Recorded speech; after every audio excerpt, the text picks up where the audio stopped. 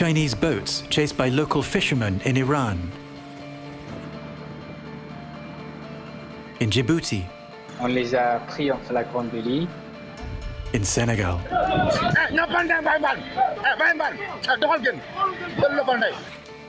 Examples of overfishing, often illegal, sent in by our observers from around the world. Industrial techniques that are a disaster for local fishermen and the environment. In the last 50 years, the Earth has lost more than half of its marine life, much of it to industrial fishing fleets operated by countries like Japan, South Korea, Spain, and France.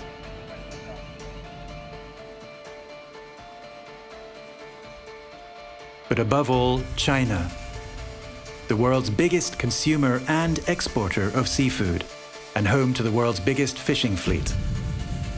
Its boats often operating on the edge of what's legal, far out at sea. Local communities try to fight back, using their phones to document abuses, hoping to protect their environment and their livelihood. Publicly available tracking data is another resource.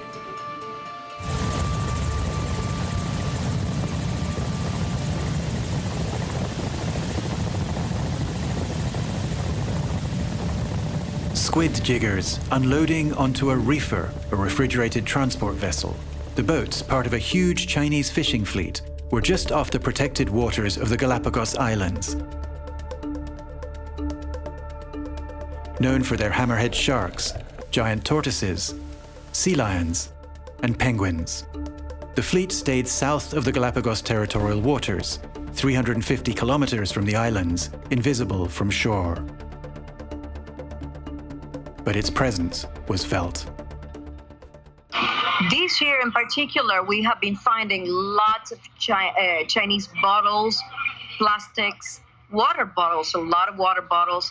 They were all over the islands. In most of the places, the currents brought them in, and you could see them on the rocks, you could see them on the beaches, and they were piling up and collecting. It was really sad.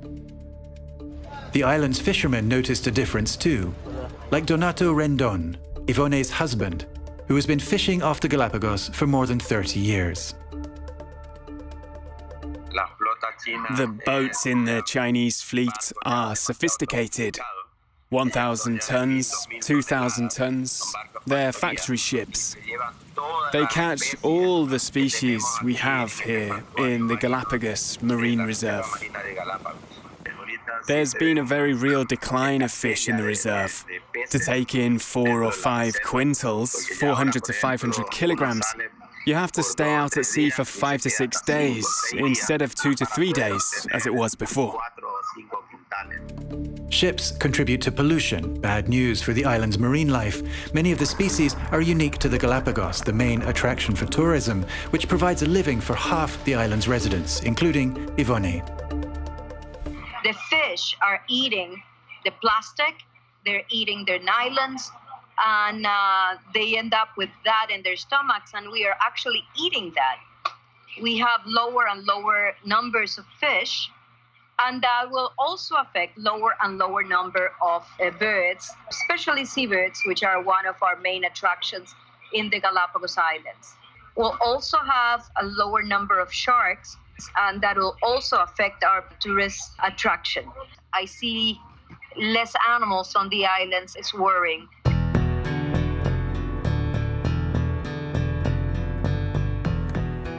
We wanted to know more about the Chinese fleet, so we went to a site called Global Fishing Watch. Global Fishing Watch is a site that lets you track industrial fishing vessels around the world.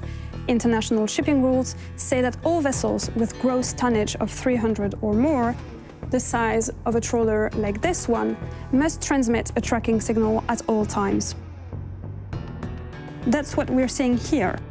This, for example, an Ecuadorian tuna boat between May and July. We decided to see what Chinese boats were up to.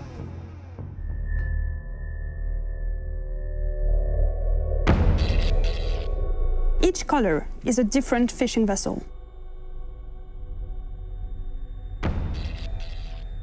You can see how they move up the coast of the Ecuadorian mainland, then go west, skirting the territorial waters south of the Galapagos.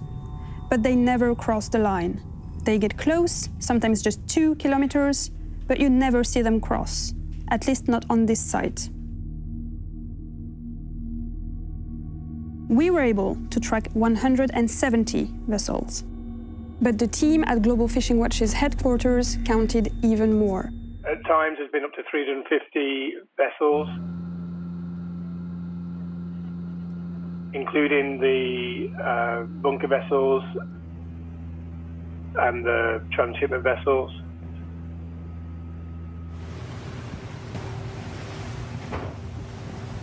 There's a mixture of vessels in there. They're mainly with what we call squid jiggers. The squid fleet uses bright lights to attract the squid to the surface to catch them. But there's also some vessels in there that support that fleet to allow them to either refuel or transfer the fish at sea in order that fish can go to port while the vessels continue to fish. We used the site to track this refrigeration ship, here seen taking on loads from 2 squid jiggers. You can read its name, the Yongxiang 9. The 9,000-ton vessel flies a Panamanian flag, but it's operated by a company based in Hong Kong. During its stay in the area, the ship met up with at least 15 fishing vessels. It's impossible to know how many in all because its tracking signal was turned off on July 16th, 5 days before it was filmed, illegal for a vessel that large. The Yongxiang 9 reappeared 4 weeks later when it docked at the Chinese port of Weihai, 16,000 kilometers away. Weihai is an industrial port complex and the biggest center for squid processing in China. 200,000 tons of squid, washed, sliced, and frozen each year. Destined for customers in China and elsewhere in Asia, but also Europe and the United States. That just because a vessel is in Global Fishing Watch, it does not indicate that it's fishing illegally, and it's an unregulated fishery in the most part. There could be illegal activity occurring in there. Part of the difficulty is understanding who's authorised, who's not authorised, who's there, who's not there, what are they actually catching, is there shark bycatch? This summer was not the first time Chinese fleets have come to the waters off the Galapagos to fish. In 2017, this ship was seized inside the reserve by the Ecuadorian army. It had 300 tons of fish on board, including 6,000 sharks. Its crew were given prison sentences for illegally holding and transporting protected species. And when you've got somewhere as sensitive as Galapagos, so close to where that fishery is occurring, we have to be sure that the extraction of the fish is not damaging what that reserve was set up to protect. Somewhere, someone has to take responsibility for that fleet and make sure it's not drawing on resources inappropriately.